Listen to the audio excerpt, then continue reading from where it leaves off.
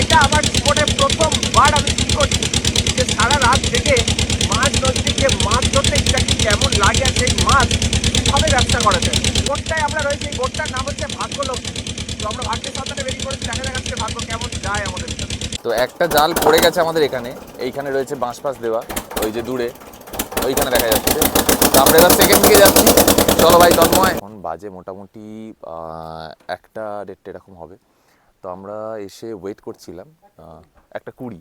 আচ্ছা, তো আমরা এসে ওয়েট করছিলাম, এখন অনেকক্ষণ থেকে ওয়েট করছি অ্যাকচুয়ালি। তো মাঝখানে এসে মোটামুটি নৌকো দাঁড় করিয়ে রাখে, বন্ধ করে রাখা হয়, এবং যখন স্রোতের টান যায় যেদিকে, সেই দিকে নৌকো যখন একটু টার্ন নেয় বা কার্ড নেয়, তারপরে জাল ফেলা শুরু হয়। তো সেই জন্যই আমরা ওয়েট করছিলাম।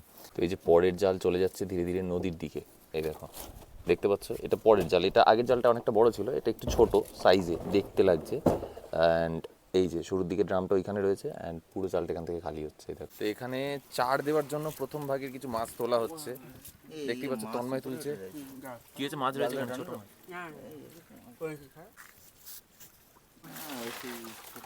তো সকাল হয়ে গেছে দেখতেই পাচ্ছ, আর তার সাথে সাথে কিন্তু জালও তোলা হচ্ছে। এবার এই একটা জাল তোলা হবে, ওই আরেকটা জাল রয়েছে ওটাও তোলা হবে, কারণ মাছ ধরা হয়ে গিয়েছে কমপ্লিট। এখান থেকে আমরা যাব মাছ দিতে, যেখানে এই মাছগুলো বিক্রি করা হয়। কিন্তু এখানে একটা মেন প্রবলেম যেটা দেখা গেল, সেটা হচ্ছে যে, মানে আমি যেটা দেখতে পেলাম এখানে থেকে, যেটা দেখতে পেলাম ভাই, নিউজ মিডিয়া রিপোর্টার সব অন্যদিকে, ভাই নিজে এসো ফিল করো।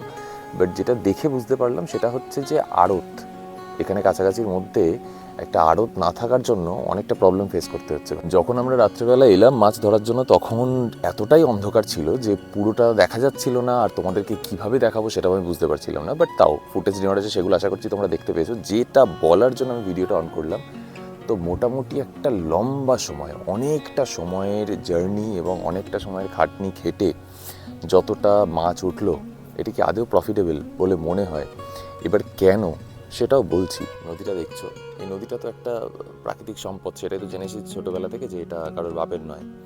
বাট এটা এখন প্রবলেম হয়ে গেছে অন্য জায়গায় ভাই। এই জীবিকায় যারা রয়েছে তাদের এখন পারমিশন নেই এখানে ঠিকঠাকভাবে মাছ ধরার, সব সাইডে যাওয়ার আলাদা আলাদা আলাদা আলাদা প্রচুর ছোট ছোট ছোট ছোট করে নিতে হয়, পারমিশন নিতে হয়। এবার কথা হচ্ছে যে এতগুলো পারমিশন কেন নিতে হচ্ছে? আগে একটা পাস নিলেই কাজ চলে যেত, কিন্তু এখন এতগুলো পারমিশন নিতে হচ্ছে কেন, কি বৃত্তান্ত, সেগুলো সবটাই জানাবো। আর তার সাথে আরও একটা খবর জানাবো, এই নদীর ওপরে নাকি কেস করে রাখা হয়েছে। শোনাবো, সবটা শোনাবো, বাট তার আগে চ্যানেলটা প্লিজ সাবস্ক্রাইব করে দাও।